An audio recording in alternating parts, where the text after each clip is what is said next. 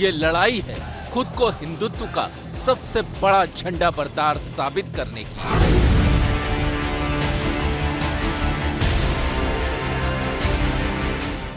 पुराना दोस्त जब दुश्मन बनता है तो वो बाकी दुश्मनों की तुलना में ज्यादा खतरनाक होता है। बीजेपी और शिवसेना की 25 सालों की दोस्ती जब दुश्मनी में बदली तो मराठा धरती पर हिंदुत्व का नया संग्राम शुरू हो गया। शिवसेना के हिंदुत्व को चैलेंज करने मैदान में आ गए नए खिलाड़ी।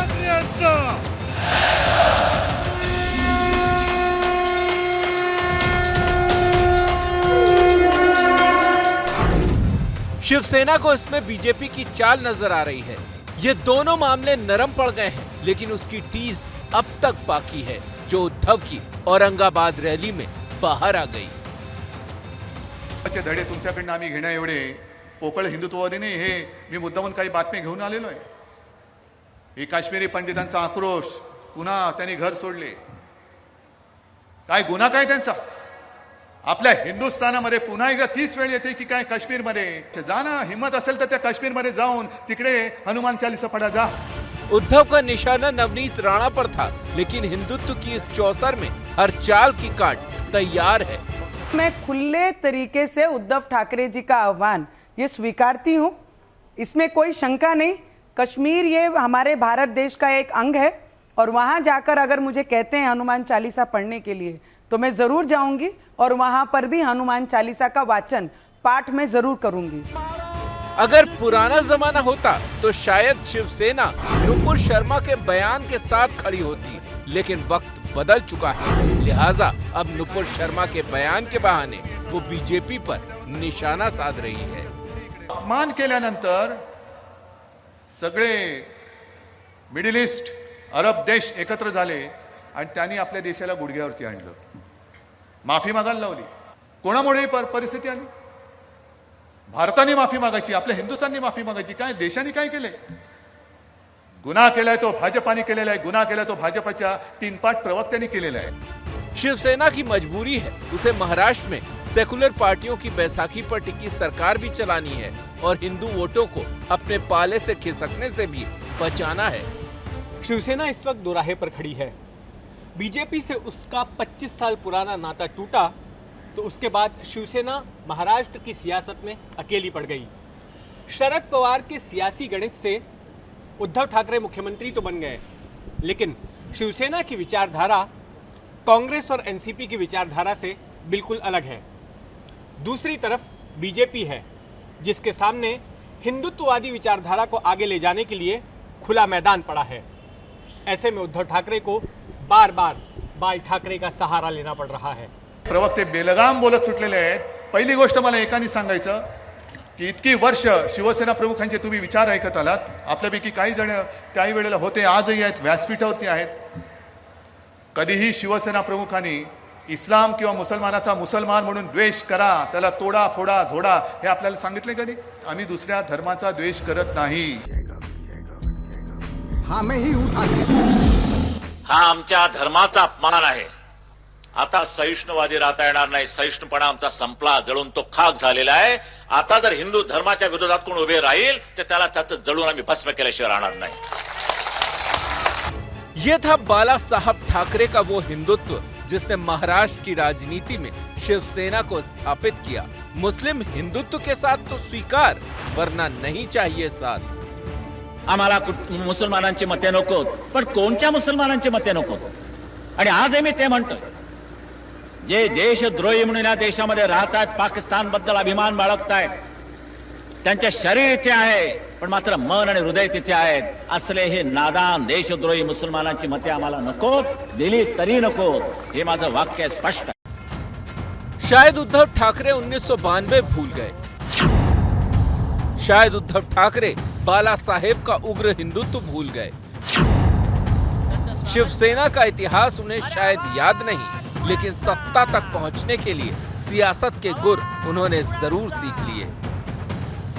मी मागे एकदा बोललो होतो, मला वाटतं आपल्या गोरेगावच्या शिबिरात, की 25 वर्ष आपली युतीमध्ये सडली, तीच भूमिका आणि तेच माझं मत आजही कायम आहे। मी त्या मतावर ठाम आहे। ना कोई ऐसा वादा था, न ऐसी बात हुई थी। सत्ता के मोह के अंदर बाला साहब ठाकरे के सारे सिद्धांतों को तापी नदी में डालकर ये सत्ता पर बैठे। हिंदुत्व की लड़ाई महाराष्ट्र से निकलकर राष्ट्र तक पहुंच चुकी है और इसमें सवाल यही है कि किसका हिंदुत्व असली है और किसका नहीं। मुंबई से जितेंद्र दीक्षित की रिपोर्ट। शिवसेना ने 2.5 साल पहले जब कांग्रेस और एनसीपी के साथ गठबंधन किया था तो सबको बहुत आश्चर्य हुआ। उद्धव ठाकरे को मुख्यमंत्री की कुर्सी मिली तो उन्होंने महाअगाड़ी गठबंधन की हर शर्त को स्वीकार कर लिया, सेक्युलर वाली शर्त को भी। आज मैं आपको बताने जा रहा हूं कि उद्धव ठाकरे से पहले उनके पिता और शिवसेना के संस्थापक बाल ठाकरे भी अपने ऐसे फैसलों से चौंकाते रहे हैं। बाल ठाकरे ने शिवसेना को मराठा अस्मिता के नाम पर खड़ा किया था। 1960 के दशक में दक्षिण भारतीयों को मुंबई से हटाने पर उनका जोर होता था। फिर धीरे धीरे पहचान हिंदूवादी पार्टी के तौर पर बनती गई। लेकिन 1973 में बीएमसी के चुनाव में जब शिवसेना को अपना मेयर बनाने के लिए कुछ सदस्यों की कमी पड़ी तो बाल ठाकरे ने मुस्लिम लीग के साथ गठबंधन कर लिया। जिस मुस्लिम लीग के नेता और पूर्व सांसद जीएम बनातवाला को ठाकरे फूटी आंख देखना पसंद नहीं करते थे, उनकी ही मदद से शिवसेना का मुंबई में मेयर बना। 5 साल बाद 1978 में सांप्रदायिक भाईचारे के लिए नागपाड़ा इलाके के मस्तान तालाब में बाल ठाकरे और बनातवाला ने एक साथ मंच तक साझा किया और उस साल भी बीएमसी में शिवसेना का मेयर मुस्लिम लीग की मदद से ही बना था। बाद में बाल ठाकरे ने बीजेपी से गठबंधन किया जिसमें हिंदुत्व की विचारधारा दोनों की साझी विरासत बनी। लेकिन सत्ता की जंग में इनके रास्ते अलग हुए। फिर भी शिवसेना हो या बीजेपी, दोनों पार्टियां यह दिखाने का मौका नहीं छोड़ती कि हिंदुत्व की चैंपियन दरअसल वही है। वैसे पिछले कुछ दिनों की राजनीतिक हलचल पर ध्यान दें तो हिंदुत्व का पोस्टर बॉय या पोस्टर गर्ल बनने वालों में इन दिनों होड़ मची हुई है।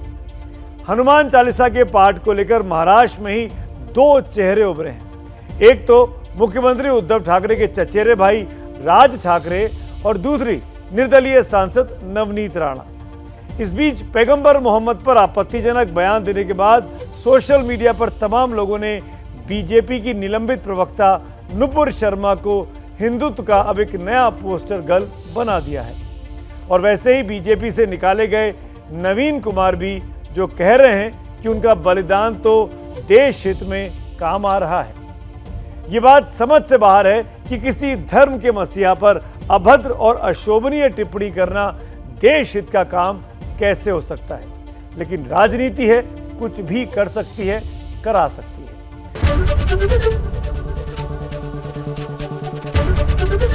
एबीपी न्यूज आपको रखे आगे।